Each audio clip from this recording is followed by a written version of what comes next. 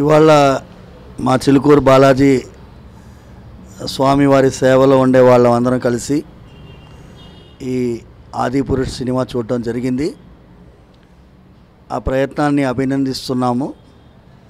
ఇంతకుముందు చెప్పిన విధంగానే మనకి రామాయణాన్ని రోజు పారాయణం చేసే వాళ్ళకి కానీ, ఇంతకుముందు రామాయణం సినిమా చూసినటువంటి వాళ్ళకన్నీ కానీ ఈ ప్రయత్నాన్ని అయ్యో ఇలా ఉంటే బాగుండేది, ఇలా ఉంటే బాగుండేది అని అనిపించడంలో సందేహం లేదు.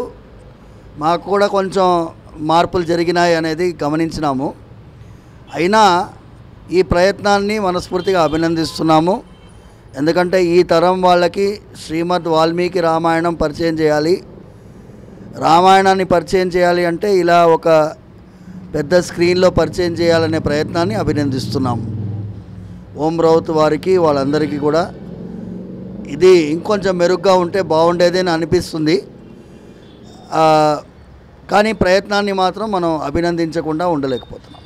కుటుంబ సమేతంగా చూస్తున్నారు, 3 డైమెన్షనల్ గ్లాసెస్ పెట్టుకొని చూస్తున్నారు, ఆంజనేయ స్వామిని చూస్తున్నారు. పిల్లల మనసులోంచి చూస్తే కూడా ఇది ఒక వాళ్ళకి మాకు ఎలాగైతే రావణాసురుడితో రథంలో యుద్ధం చేసినటువంటి వారు శ్రీరాముల వారు, ఎలా వేరే తీరుగా అయితే కొట్టుకొని అలా యుద్ధం మనం ఎప్పుడు చూడలేదు, రామాయణంలో కూడా లేదు.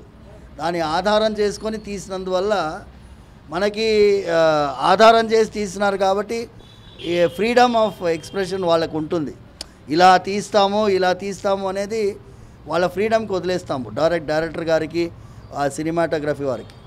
కానీ 300 కంటే ఎక్కువ రామాయణాలు ఉన్నాయి దేశమంతా, ప్రపంచమంతా. ఇండోనేషియా వాళ్ళకి కూడా కొన్ని వేల సంఖ్యలో రామాయణాలని వారు ప్రదర్శించినారు.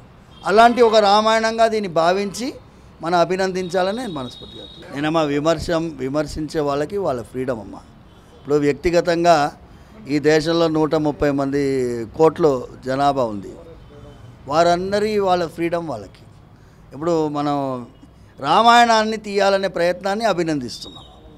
శ్రీరాముల వారి గురించి నేనేమన్నానంటే, నేను ఇంతకుముందు కూడా వీడియో రిలీజ్ చేసినప్పుడు ఈ వారం రోజుల్లో శ్రీరాముల వారి గురించి ఇంత చర్చ ఎప్పుడు జరగలేదు. ట్విట్టర్లో జరగలేదు, యూట్యూబ్లో జరగలేదు, సినిమా టీవీ ఛానల్స్లో జరగలేదు. శ్రీరాముల వారి గురించి ఇంత చర్చ జరగలేదు. ఇంత చర్చ ఈ సమయంలో వచ్చినందుకు ఈ బృందాన్ని అభినందిస్తున్నా. దానికి మెయిన్గా ఇవాళ వచ్చింది కూడా అందుకోసమే.